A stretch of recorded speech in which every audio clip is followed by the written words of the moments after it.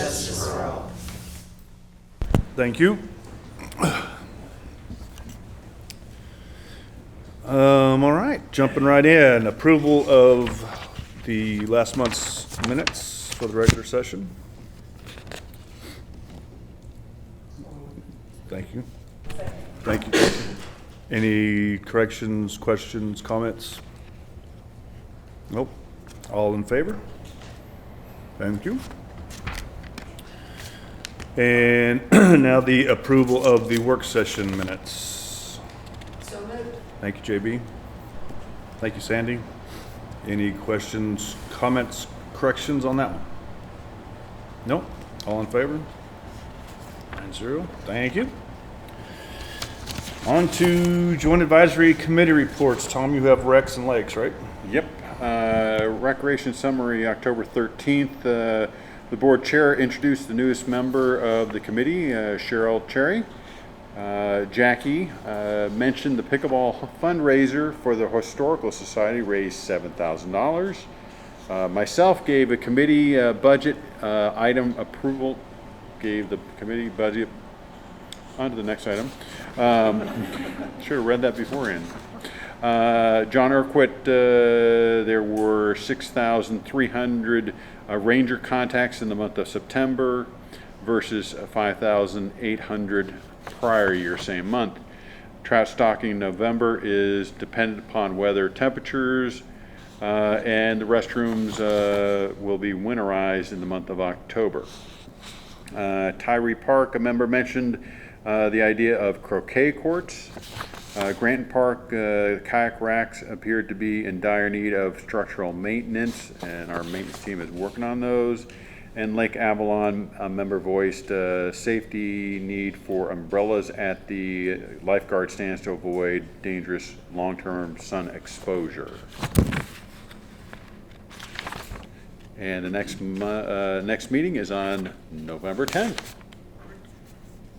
With regards to lakes, final details of the Fly Tires Carp tournament were discussed. The event will occur on October 11th, so it has already taken place. Loch Lomond set to be lowered by 6 feet beginning November 3rd, depending upon weather, and will be start refilling March 2nd, depending upon weather. Detailed discussion occurred concerning the stocking of hybrid striped bass in the Bella Vista Lakes. No planned stocking in the near future. Fish originally stocked to control the gizzard shad population. Reduced catches of hybrids due to smaller number of fish per acre of water, approximately 1 to 2 fish per acre. Members and committee members mentioned the rationale of stocking these fish given our current situation. A member asked about the status of the boat violation fee, and that actually is going to be covered in today's board vote. And One Lakes JEC meeting will occur on December 3rd, so they will not have between November and December, they're actually going to merge that into the December 3rd meeting. And that was the update from Lakes. Thank you. Ms. Ruth, golf? Okay, Darryl Muldoon, Golf Ops, reported the golf rounds. And September golf rounds were ended at 22,304. They were down 4,089 over last September. Year-to-date rounds ended at 160,721. They're down by 13,679 rounds. Highlands Golf Course was closed for half the month of September for their fairway project. This negatively affected the rounds for the month. We opened on September 12th and have nothing but positive feedback for the new fairways. Highland continues to be carts on path and no blue flags. Range buckets ended the month at 57,809, up by 17,833 over last year. They're hitting balls. Okay, Graham Kornmeyer Golf Maintenance. Fall green aeration was successful and completed the bent grass courses. The asphalt grinding has improved in smoothness of Brittany cart paths on holes 1 through 4 and half of 5. It left a surface that can be driven on by the golf carts without noticeable bumps in the past. We see that some cracking in places and some large chunks that got knocked off by the cart paths. We will be monitoring this during the winter and in the freeze and the thaw and cycles and see if there's any damage comes from this. If not, we will look at this for the other courses of buying a new grinder in the fall. We have board approval for all permitting completed to repair the creek bank on number 13th and Highlands Country Club, and that's underway. Concrete cart path has been poured in the tunnel between number 8 and 9 at the Country Club. We are seeing a lot of new bent grass seeds germinated and begin to grow in Kingswood, Brooksdale, and Highlands Greens that were damaged due to this summer. We finished spiking and seeding the bare areas of the Kingswood Greens this week. Height of cut has been increased on tees, fairways, and collars and approaches on all golf courses in preparation for winter. All fall fertilizer applications have been completed, and the first fall coloring application began in October on the tees and fairways. Tournament report by Alex Stanford. We had successful hosted 3 high school events, 2 A boys and girls club, and 4A state boys and state girls tournaments here. And we appreciate all the volunteers that helped all 3 days. One day it was very rainy. Prostate cancer tournament was held in September, generated a significant amount of donations, and the Future Cup was held last weekend. We'll have more on that next month, and I'll keep you in suspense on how well that went. It went very well. Scottsdale Saturday, O'Reilly and Pink will be at Scottsdale on Saturday, October 25th, and it is full. Veterans Day tournament is Highlands on Tuesday, November 11th at 9 a.m. It's Shotgun at the Highlands. Daryl discussed golf changes that will have occurred, and Megan Vaughn will remain at Scottsdale and oversee Dogwood and Brittany. Paul Gomez has overseen the Country Club and Tanya Creek, and Gavin Smith will be overseeing Kingswood and Burksdale. Hannah Hillier will be a full-time golf instructor. Our next meeting will be November 12th, 4 p.m. And I thank Tom for taking last month for me. Good. Thanks, Ruth. Any questions for Ruth? I don't have any questions for Ruth, but thank you very much for that. I do have a question about lakes, if you don't mind. Did you say the grass carp tournament took place on the 11th? Mm-hmm. Do you have any feedback or results that you can share yet? I think they, Rick was a little bit disappointed. I think they pulled out 20, 21, 22. So the number wasn't as much as they had hoped for, which could also be an indication that there's fewer fish out there to catch. So it was a good effort. His ongoing raffles that he's been doing, I think they've collected 60 fish that way, so 80 total. If my numbers, I'm going off of memory here. So they're heading in the right direction. I think they were more optimistic. They're talking about having a second grass carp tournament in the spring. Thank you. Yeah, I was looking again. They only had 18 people sign up to fish. So, anything else, Beth?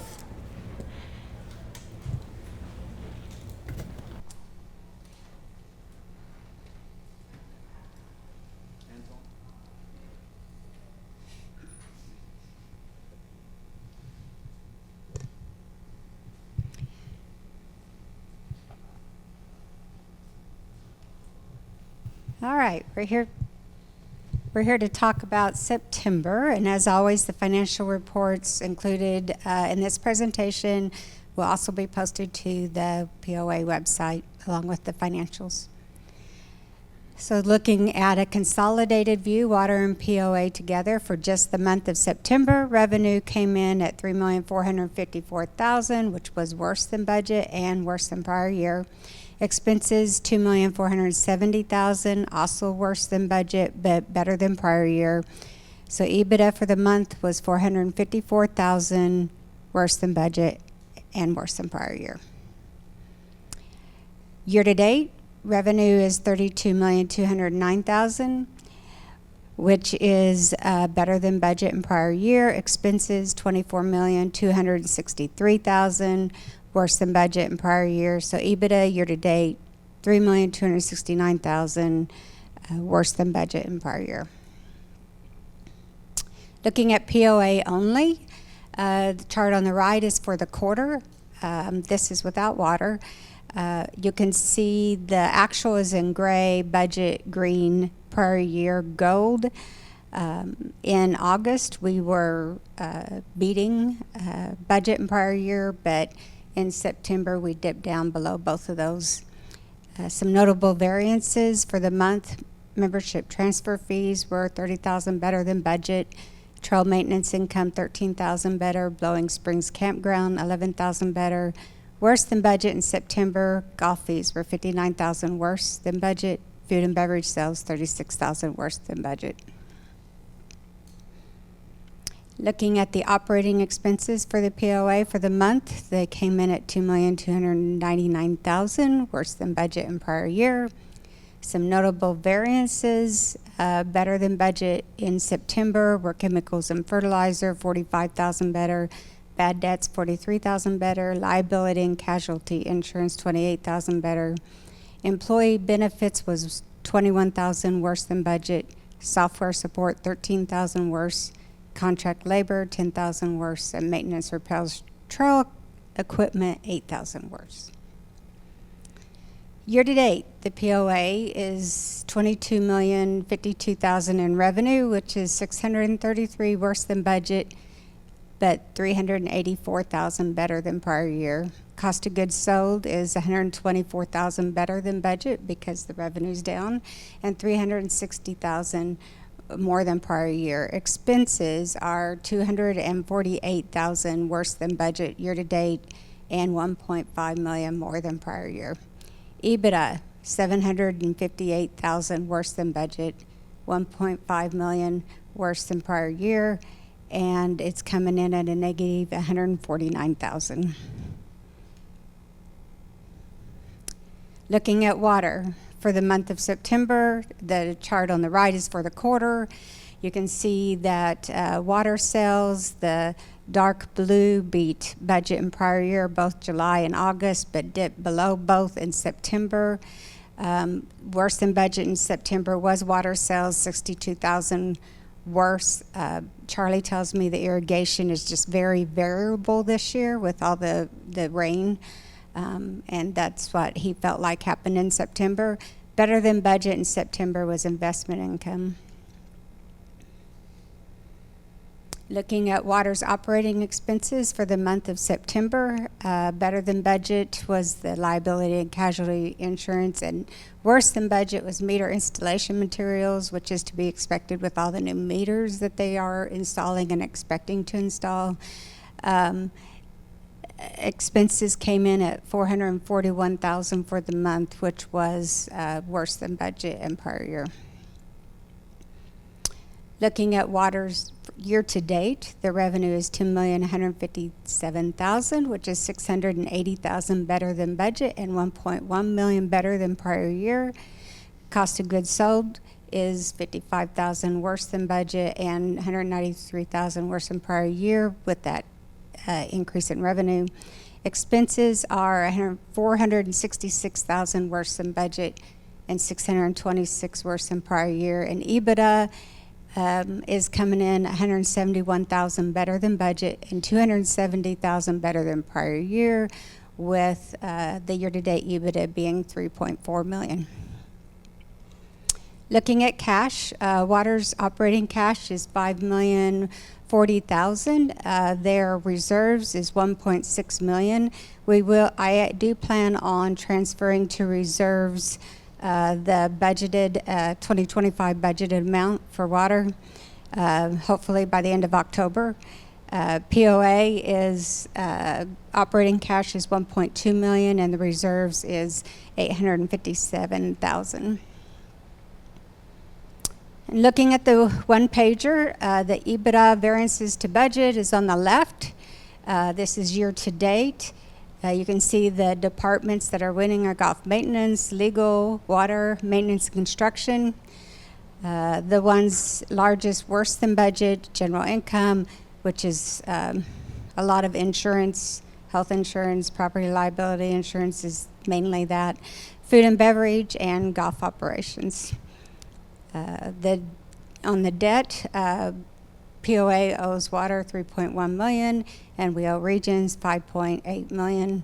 I think we've covered everything else on that slide.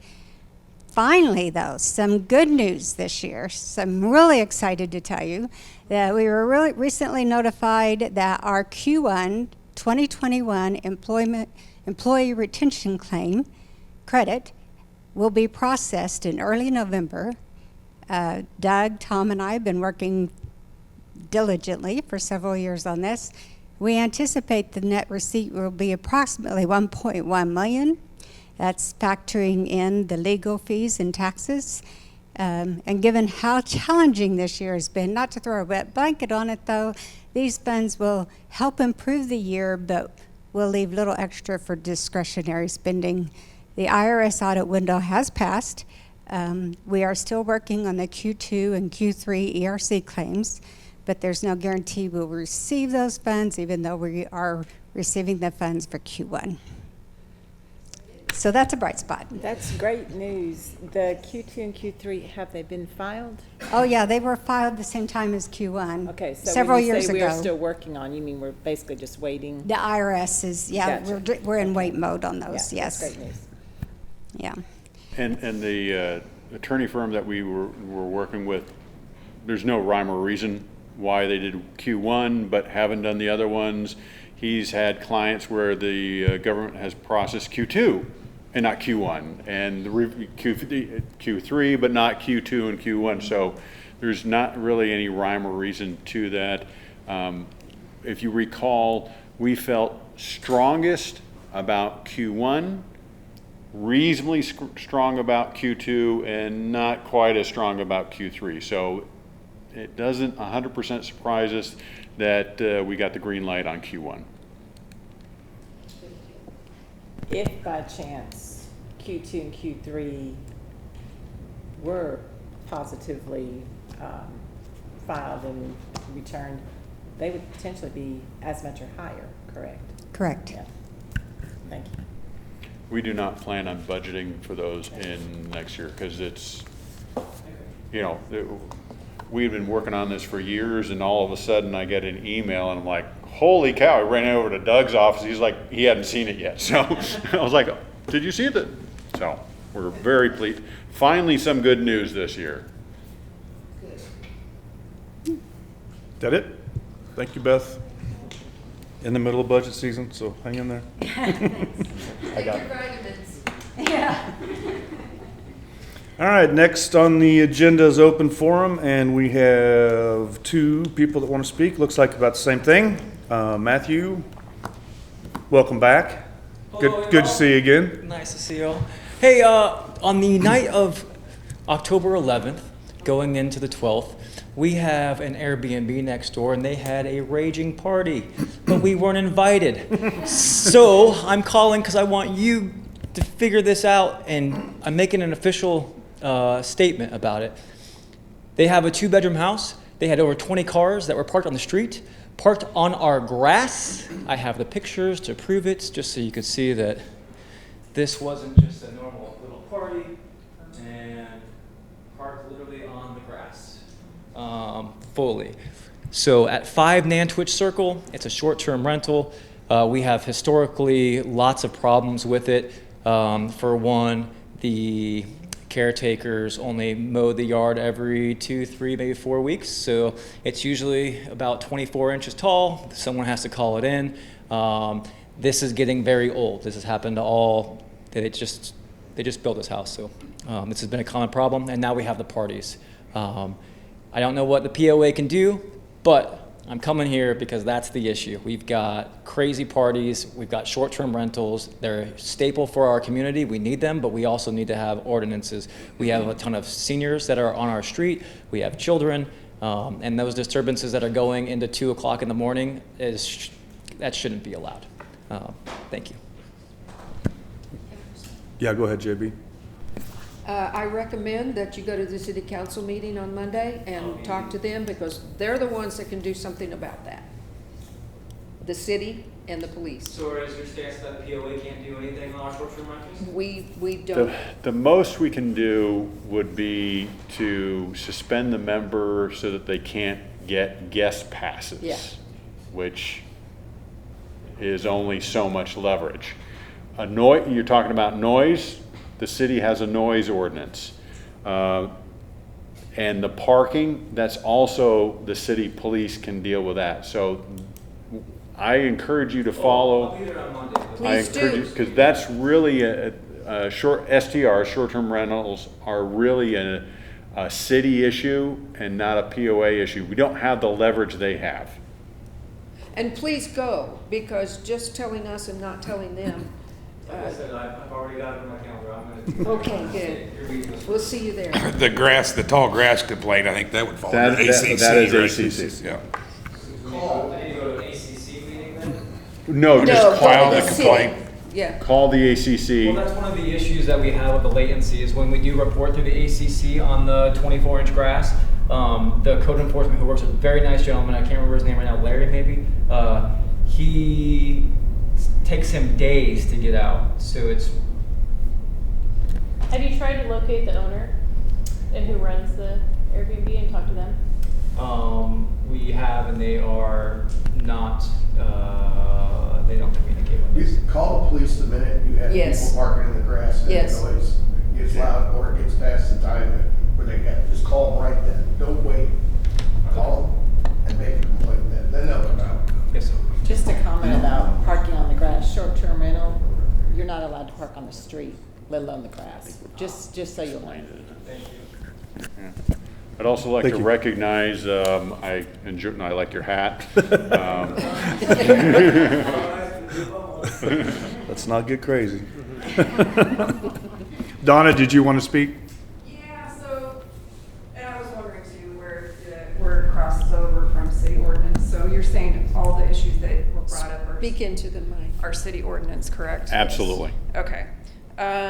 Same thing, just loved the peace and quiet of the neighborhood until that evening was the first time. And I actually moved from a town in Arizona that's very different, obviously, as you look out the window, but very similar because we had a big retirement population, vacation, and recreational. And the VRBO was a constant. I was in law enforcement there, and we got called out constantly for noise complaints. So I don't know if there's anything the POA could do as far as and when I would go out, I mean, sometimes I can understand both sides. We have retired people who bought a home that wasn't next to a VRBO, became one. Then you have VRBO people who are like, hey, we paid a lot of money to be here. We're here to have a good time.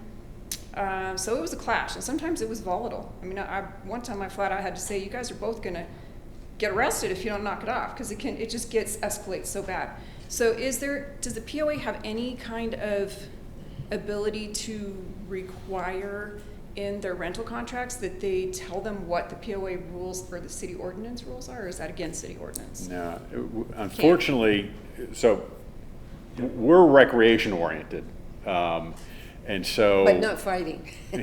Yeah, not that kind of recreation. But so you've referenced noise, you've referenced parking, Matt referenced 20 people in a 2-bedroom home, that's septic. All those key things are all controlled by the city. Then you also referenced the lawn, that's ACC. So I'm not trying to go somewhere else, No, I understand. that's not our area of authority. If you're talking about that they're causing a problem at the gym facility, that we can deal with, or in the golf course or something like that. That's something we can handle. But noise, parking, septic is not our area. So we encourage you to go to the city meeting, bring the same level of passion that you're bringing here, and reasonable, which is always effective. You're passionate, but you're also, both of you, being very reasonable. Bring it to the right people. And as Bob indicated, don't wait until it gets to 24 inches. Call them at 20 inches or 18 inches, and don't wait. And I think the noise ordinance kicks in at 9.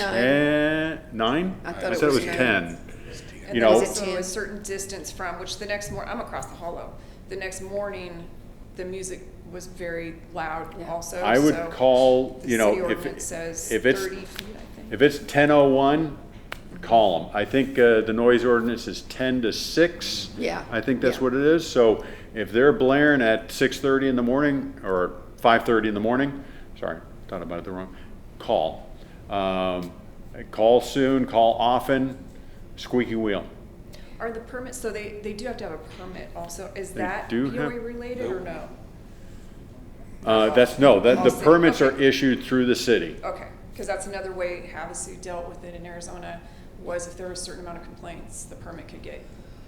And I would So- share what you just said. Yes. About, you know, maybe these are some improvements that the city could make to their current process. Right. Okay, well, I appreciate your time. Thank you So so much. we'll see you Monday at the city, I'll see you I'm Monday gonna at the be city out of town. council. I'm meeting. not gonna be here, Oh. so I'll have to figure that out, but I'll be out. Well, of town. right. Okay. I will do that. I will, right. Thank you for your time. I appreciate it very much. Thank you, Donna. Go ahead, Bob. I'm just wondering, Doug, if it would make sense if we could work in conjunction with the city and maybe foster some sort of rules and regulations within our body that, you know, when our members are being disturbed or displaced like this, that we do have a vehicle for putting in a suspension for that owner's rights. You could make a decent argument, I mean, you could make an argument that our policies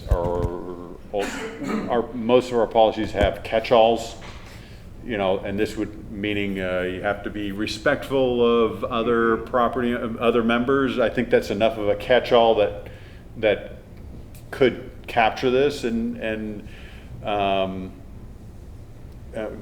make sure you give, this is Jessica, our corporate secretary, make sure she gets the address of the individuals, and maybe we could suspend them, which would, we can only suspend for 30 days. It's the maximum amount according to our governing documents, but it would at least prevent them from getting guest passes, which is a little bit of a help. Well, and just sending them a letter that we're watching them. And that, We can do that, but we just don't have any weight have any behind teeth. the letter. right, well, like, other than the suspension. Correct. Right, so, Matt, it says the ad is 5 Nantwich. December Alpha November Tango Whiskey India Charlie Hotel. Got it. We got it on video, so Yeah. we're good. We got it. Okay. Thank you guys for coming. There were no emails, right, Jessica? Okay. All right. Moving on to the next item, proposed water contract. So all the remaining items on the agenda were discussed at length at the work session. So if the board goes through these with or without much dialogue, there was quite a bit of dialogue at the work session. So sometimes members will only tune in to just this meeting, and then the board goes through these very quickly, and then they get concerned that there hasn't been a dialogue. But in many cases, there already has occurred. So the city of Bentonville is our largest water wholesaler. They provide 70% of the water to our water system, with the other 30% coming from Benton County, Washington, Teton. Provides 30% of the other source. And we were under a 20-year agreement, and they are proposing a new 10-year agreement. This came up at the work session. We were optimistic that the city of Bentonville was going to vote on this in the month of October. It was not on their agenda. So Charlie's going to put in a call to see when they're going to take a vote on this. But we anticipate that there will not be any further changes to this agreement. It will increase our rates, but fortunately, it's not nearly as much of an increase that the residents of the city of Bentonville saw. They saw earlier this year a 100% increase. We anticipate the increase to our property owners, our customers, to be no more than 10%, although We haven't yet approved the budget, so that's why I'm being a little bit vague and saying it's going to be less than 10%. Doug and Charlie worked with the city of Bentonville for over a year on this, made some modifications to this, and we anticipate this will take care of our current and future needs over a 10-year period. Charlie is projected over a 10-year period, so we feel this covers us well. So we are recommending approval of this agreement by the board. Make a motion that we do that. I lost it. Approve the new 10-year contract. Thank you. Do that. I second that. Whatever we second. You left that open. Insert there. David, second. Comments? I know that you've been working on this for a long time, and you think you have the numbers nailed down, but they haven't voted on it yet. And I have a problem with voting on what I would call a blank check. I don't think we should vote on this until the city, Bentonville, approves that they're willing to do it. It just makes me nervous.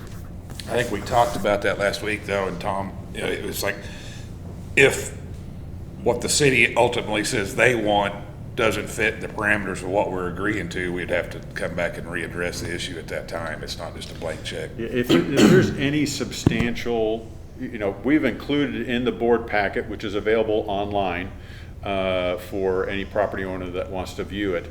If there's any substantial deviation from what the board is voting on, which includes the rate structure in here, we would need to come back to the board for a second vote.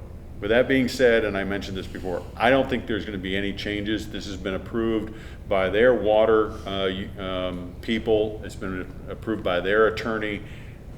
I don't think there's going to be any changes, but if there were, we would have to come back to the board. This board. Before any further, you did not second, is that right? You were going to speak, right? Deb did. Oh, Jeff did? Deb. Oh, Deb did? Sorry, didn't hear you, Deborah. Okay, sorry. Continue with discussion, sorry. Anybody else, anything else? Nope. All right, all in favor of approving the 10-year wholesale water agreement with the city of Bentonville? Opposed? Abstained? Okay. The next item on the agenda is the policy 1.04 and 3.03. This is the first of two required readings for both of these. For those viewing at home, we encourage you to watch the recording of the Rules and Regulations Committee and the most recent work session, which covers both of these in much more depth. Policy 1.04 has to do with the joint advisory committees, and policy 3.03 has to do with common property lakes.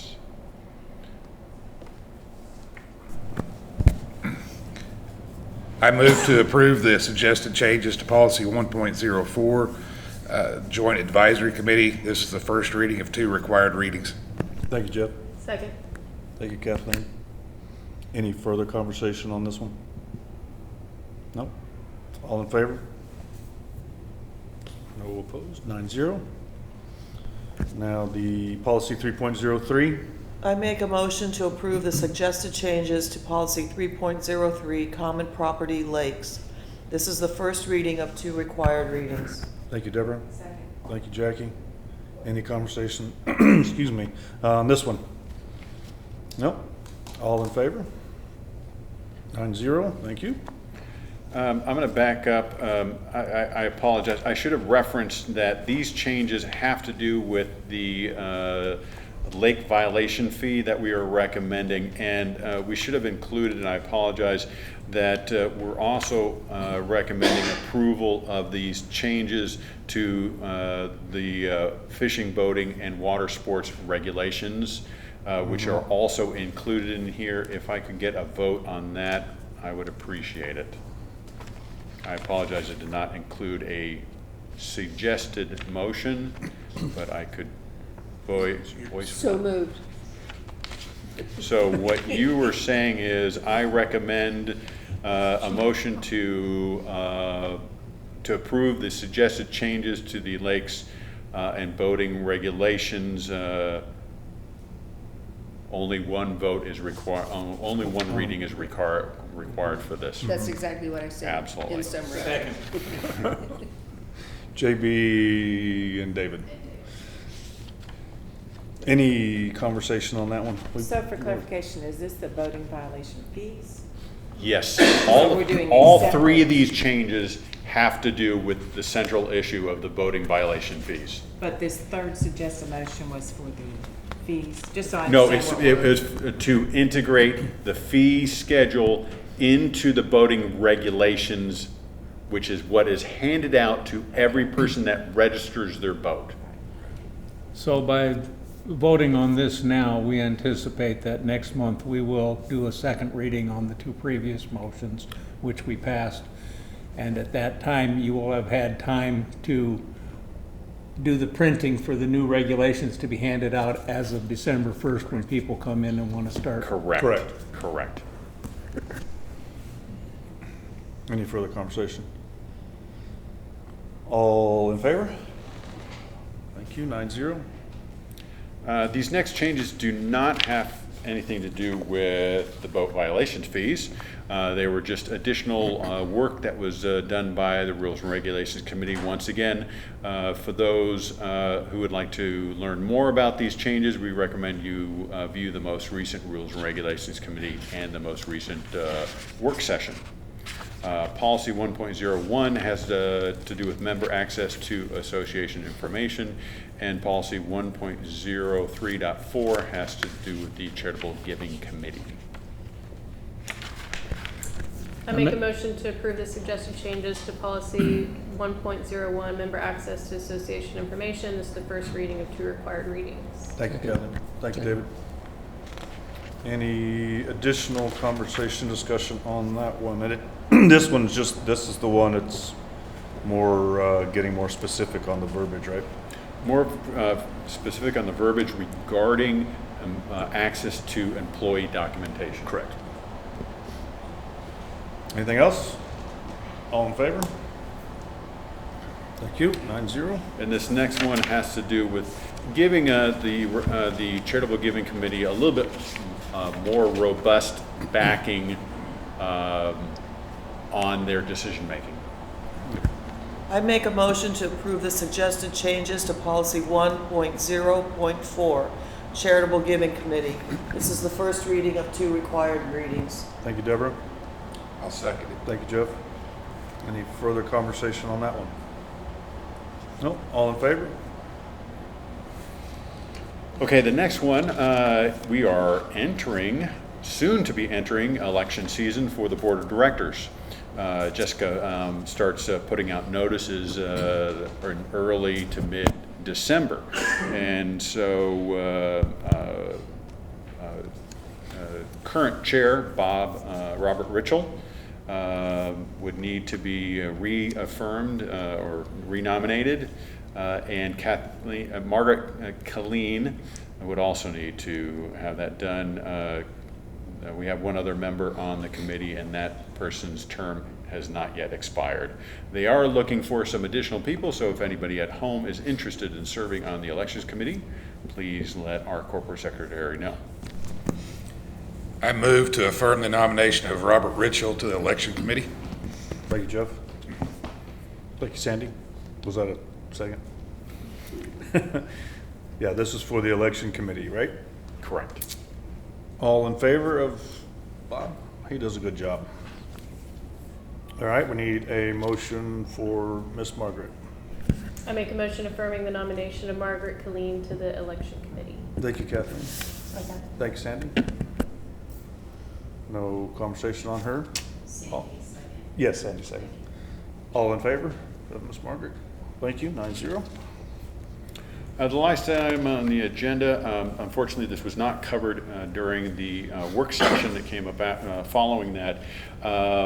With the departure of our previous Director of Business Development / Food and Beverage, all of those liquor licenses, which are in one person's name, now must shift.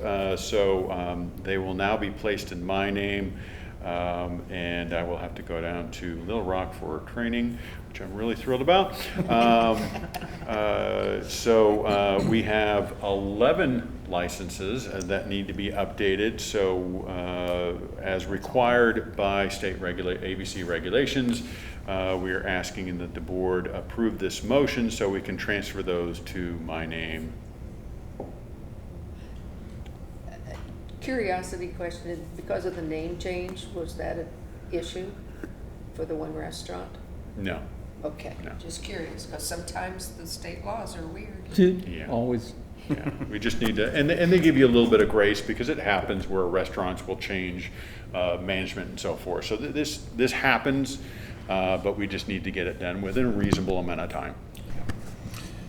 I move to approve the resolution to update all POA liquor licenses from our former Director of Business Development to the Chief Executive Officer.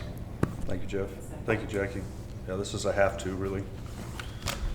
Any other conversation on that? I just have a question. Are all 11 licenses the same license? No, some of them are different because some of them are, I'm gonna let you cover that. Some of them are. Each location is a little bit different. Like we have 2 private club licenses for BVRC, and I don't remember the other location, but some of them allow on-premise, some allow you taking the packaged beer off-site if it's unopened. Some you can like private club, you can consume on-site open. So there's several different classifications depending on our location. And do the current licenses satisfy, in your opinion, all the needs of our members? Or is there a way, are there expansion of licenses to allow other methods of distribution?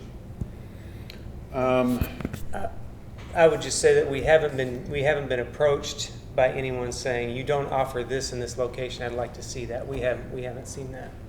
We made some changes to one of our locations 4 some odd years ago because we didn't allow carryout. Mm-hmm.